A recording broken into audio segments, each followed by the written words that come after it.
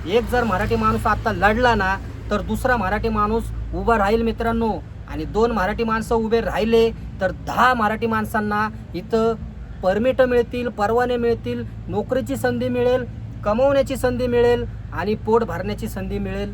तर सर्व माझ्या ड्रायव्हर बांधवांना एक विनंती आहे, हे जे परप्रांतीय ज्यावेळेस आंदोलनं करतील त्यावेळेस मराठी माणसांनी रिक्षा असू द्या किंवा कॅब असू द्या बंद ठेवता कामा नये. तुम्ही जर या गाड्या बंद ठेवल्या तर हे परप्रांतीय जिंकतील आणि मराठी माणूस आपला परत एकदा हरेल, जो सतत हारत आलेला आहे. सध्या सोशल मीडियावर आहे ना, ड्रायव्हरच्या बाबतीत एक ट्रेंड चालू आहे. 5 मे पासून 15 लाख रिक्षा चालक संपावर जाणार, 28 एप्रिल पासून सह्यांची मोहीम राबवली जाणार, 1 मे पासून उपोषणाला बसणार. तर हे उपोषण कुणाचं, हे आंदोलन कुणाचं, मराठी माणसाचं की परप्रांतीयाचं? म्हणजे विचार करा मित्रांनो, याची सुरुवात कुठून झाली? तर एका बांगलादेशी व्यक्तीला रिक्षा परवाना मिळाला तेव्हापासून ह्याची एक ठिणगी पडल्यासारखं हे तापलंय वातावरण. लगेच आपल्या परिवहन मंत्री साहेबांनी एक सूचना केली की तुम्हाला मराठी अनिवार्य आहे, मराठी बोलताच आली पाहिजे. म्हणजे महाराष्ट्रात येऊन पोटाला पोटभर खायचं, भाकर कमवायची, पण मराठी भाषा ती नाही बोलायची, रेटून हिंदीमध्येच बोलायचं. एवढा अहंकार येतो कुठून परप्रांतीयांना? हा प्रश्न आहे माझा. सरळ सरळ बोलतात की आम्ही मराठी बोलणार नाही, आम्हाला मराठीची गरजच नाही आहे. कारण मुंबईसारख्या मोठ्या शहरामध्ये मराठी बोलतोय कोण? आम्हाला गरजच पडत नाही. आणि आम्ही जरी परप्रांतीय लोक या मुंबईमधून निघून गेलो तर गाड्या चालवणार कोण? मुंबई ठप्प होईल, मुंबई बंद पडेल, हे असं बोललं जातंय परप्रांतीयांकडून. आणि आंदोलनाचा इशारा कोणी दिलाय? हसण्यासारखं आहे. तर याच परप्रांतीयांनी तर इतके दिवस मराठी माणूस आपला हक्काचा रेट मिळावा यासाठी आंदोलन करत होती, आणि आता आंदोलन कोण करतात? तर परप्रांतीय. ते पण कुठं? या महाराष्ट्राच्या मातीत. म्हणजे एवढे कॉन्फिडन्स येतो कुठून? अहो, महाराष्ट्रातील जनता असू द्या किंवा मराठी नेते असू द्या, ते काय तुम्हाला डोंगर उचलायला लावत नाहीये. ते फक्त असं म्हणतात की तुम्ही जर 15-15 वर्ष महाराष्ट्रात राहताय तर मग तुम्हाला मराठी बोलायला काय? मराठी शिकू शकत नाही का तुम्ही? मराठी न बोलल्यामुळे प्रवाशांवर वाद वाढतात, त्याच्यानंतर तक्रारी दाखल होतात आणि गुन्हे दाखल होतात. यासाठीच मराठी बोलली पाहिजे, एवढं साधं गणित आहे. तरी हे परप्रांतीय आम्ही मराठी बोलणारच नाही. काही लोक तर बोलतात आम्ही मुंबईमध्ये ज्या भागात राहतो तिथं मराठी लोकच नाहीये, तर आम्ही मराठी शिकणार कशी? आम्ही बिहारी, आम्हाला बिहारी बोलता येते, आम्ही मराठी शिकून करणार काय? आम्ही पोटासाठी कमवायला आलोय, आम्ही पोटासाठी कमवतो. हिंदी भाषा सगळ्यांना येते, हिंदी भाषा सगळे बोलतात, त्यात आमचं भागतंय. तर मराठी शिकून आम्हाला काय दिवे लावायचे? हे असं बोललं जातं परप्रांतीयांकडून. आता याच मुंबई शहरामध्ये याच परप्रांतीयांकडून आता 28 एप्रिल पासून सह्यांची मोहीम राबवली जाणार आहे. आणि त्याच्यानंतर हा निर्णय घेण्यात येईल की 1 मे पासून जर हा निर्णय मागे नाही घेतला परिवहन मंत्री साहेबांनी की मराठी सक्तीची, ज्या माणसाला मराठी बोलता येईल त्यालाच बॅच, परवाना, लायसन्स दिले जाईल, हा निर्णय मागे घ्यावा असं या परप्रांतीयांचं म्हणणं आहे.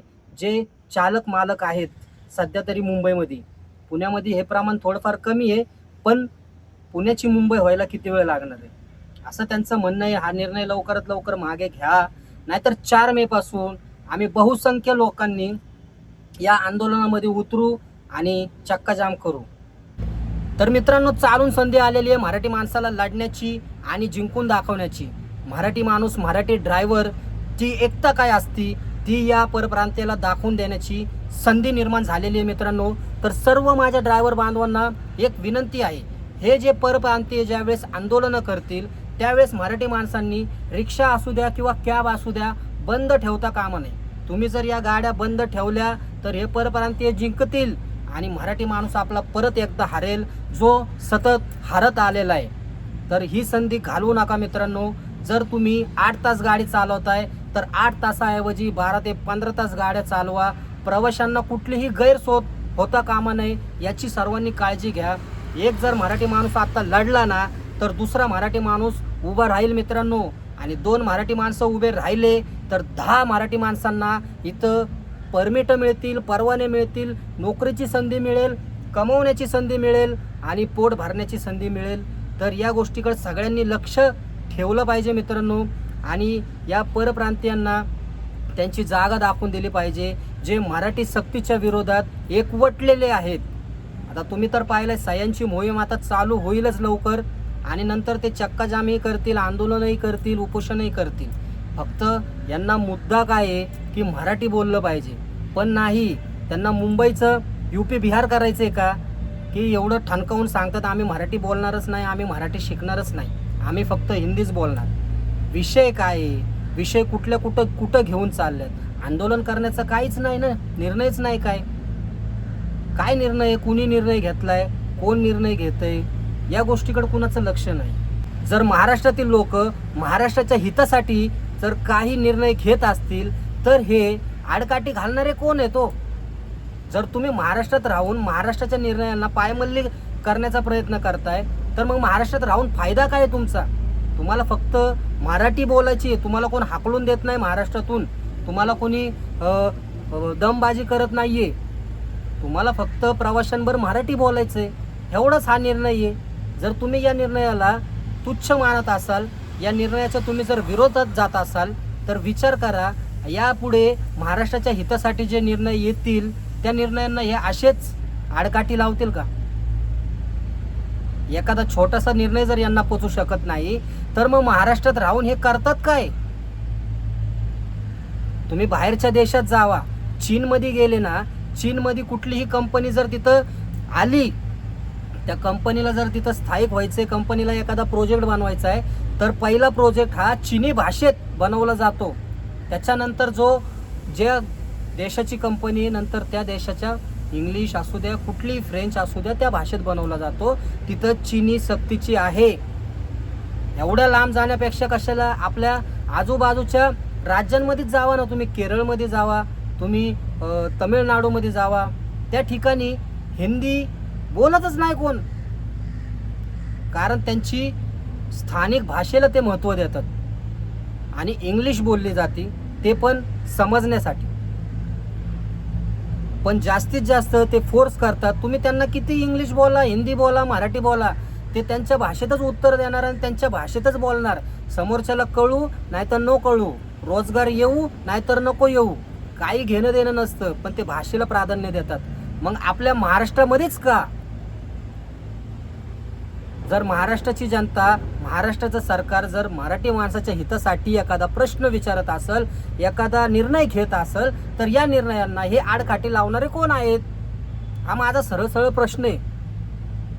जर तुम्हाला जमत नसेल ना तर नका करू ना, तुम्ही घेऊ नका, परवाने घेऊ नका, रिक्षा घेऊ नका, बॅच घेऊ नका, तुम्ही एखादा दुसरा व्यवसाय करा. मग या निर्णयाच्या विरोधात जायचं कारण काय आहे. काहीच कारण नाही ना. या निर्णयाच्या विरोधात जाऊच नका ना तुम्ही. एखादा निर्णय आला मराठी माणसाच्या हितासाठी तर लगेच त्याच्या आडवी जाणारी गाढवं म्हणा, रानडुकरं म्हणा, लगेच येतात. ह्याला काय अर्थ नाहीये. मित्रांनो, व्हिडिओ आवडला असेल तर शेअर नक्की करा आपल्या मराठी माणसांना आणि मराठी आपल्या ड्रायव्हर बांधवांना. भेटूया आपण अशाच पुढच्या नवीन सडेतोड व्हिडिओमध्ये. धन्यवाद. जय महाराष्ट्र.